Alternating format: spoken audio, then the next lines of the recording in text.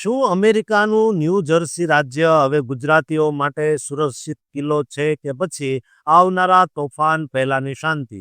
એક બાજુ ન્યૂ જર્સીના કાયદાઓ ઇમિગ્રન્ટ્સને લોખંડી સુરક્ષા આપી રહ્યા છે, તો બીજી તરફ ટ્રમ્પ પ્રશાસનની કડક નીતિઓ અને ગુપ્ત દરોડાઓએ લાખો ગુજરાતીઓની ઊંઘ હરામ કરી દીધી છે. શું લિટલ ઇન્ડિયામાં વસતા આપણા ગુજરાતી ભાઈ બહેનો પર દેશ નિકાલ એટલે કે ડિપોર્ટની તલવાર લટકી રહી છે? આજે હું તમને જણાવીશ એવા કાયદાઓ વિશે જે પોલીસને તમારી પૂછપરછ કરતા રોકે છે, પણ સાથે જ એક એવા જોખમનો ખુલાસો કરીશ જે તમારા વિઝા અને ગ્રીન કાર્ડને ક્ષણભરમાં જ રદ કરાવી શકે. આજે આ વિડીયોમાં આપણે ન્યૂ જર્સીની ગલીઓમાં છુપાયેલા આર્થિક બોજ અને બદલાતા સામાજિક સમીકરણોનું એવું સત્ય જાણીશું જે દરેક ગુજરાતીએ જાણવું અત્યંત જરૂરી છે. ન્યૂ જર્સીમાં હાલમાં કાયદો અને વ્યવસ્થા ખૂબ જ મજબૂત સ્થિતિમાં જોવા મળી રહી છે અને વર્ષ 2025માં બંદૂકની હિંસામાં ઐતિહાસિક ઘટાડો નોંધાયો છે, જે એક મોટી સફળતા છે.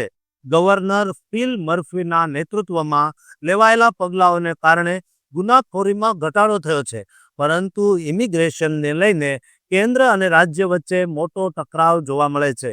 ન્યૂ જર્સી સરકારે એન્ટી આઈસ બિલ્સ પસાર કર્યા છે, જે સ્થાનિક પોલીસને ફેડરલ એજન્ટ્સને મદદ કરતા રોકે અને ઇમિગ્રન્ટ્સ ટ્રસ્ટ ડાયરેક્ટિવ દ્વારા પોલીસ અને પ્રજા વચ્ચે વિશ્વાસ વધારવાના પ્રયાસ કર્યા છે. જોકે ફેડરલ સ્તરે ટ્રમ્પ એડમિનિસ્ટ્રેશનની કડક ઇમિગ્રેશન પોલિસીને કારણે દરોડા અને અટકાયતનું જોખમ સત્ય બનીને સામે આવ્યું છે. ન્યૂ જર્સીમાં ગુજરાતીઓની વસ્તી અમેરિકામાં સૌથી વધુ છે અને મિડલ સેક્સ કાઉન્ટીમાં આવેલા એડિસન અને આઇસેલિન જેવા વિસ્તારો તો લિટલ ઇન્ડિયા તરીકે જગપ્રખ્યાત છે, જ્યાં સેંકડો ગુજરાતી વ્યવસાયો ધમધમી રહ્યા છે. પરંતુ હાલમાં ટ્રમ્પની નીતિઓને કારણે આ સમાજમાં ઇમિગ્રેશન રેડનો ભય વ્યાપ્યો છે અને ઓક્ટોબર 2026 સુધીમાં મેડિકેડ કટ્સ લાગુ થવાના છે, જેનાથી આશરે 25,000 કાયદેસરના ઇમિગ્રન્ટ્સની હેલ્થકેર સુવિધા છીનવાઈ શકે છે. આ સિવાય જ્ઞાતિ આધારિત ભેદભાવ પણ એક ચિંતાનો વિષય બન્યો છે, જેની અસર સામાજિક પ્રસંગો અને મંદિરોમાં જોવા મળે છે.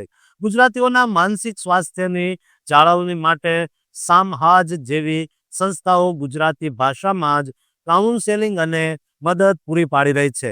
આર્થિક મોરચે વાત કરીએ તો લઘુત્તમ વેતન વધીને $15.92 થયું છે, પરંતુ ગેસ ટેક્સમાં થયેલો વધારો સામાન્ય લોકોના ખિસ્સા પર બોજ વધારી રહ્યો છે.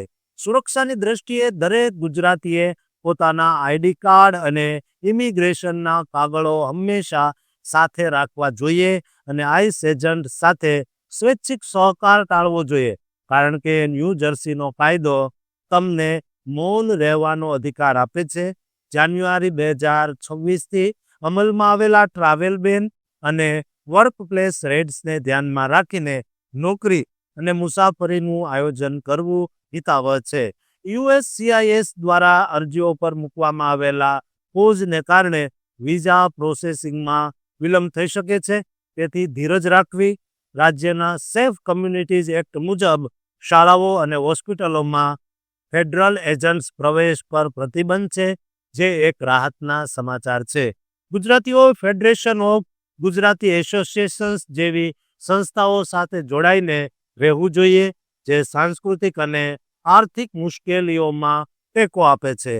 ભવિષ્યમાં ગુજરાત અને ન્યૂ જર્સી વચ્ચેના સિસ્ટર સ્ટેટ એગ્રીમેન્ટને કારણે સંબંધો વધુ મજબૂત બનશે તેવી આશા છે, પણ હાલના તબક્કે સાવચેતી એ જ સુરક્ષા છે. તમે ન્યૂ જર્સીની આ બદલેતી પરિસ્થિતિ વિશે શું માનો છો? અમને કોમેન્ટમાં જરૂર જણાવજો અને ગુજરાતીઓએ શું કરવું જોઈએ તે પણ ખાસ કહેજો અને આ ચેનલને સબસ્ક્રાઇબ કરવાનું ભૂલતા નહીં.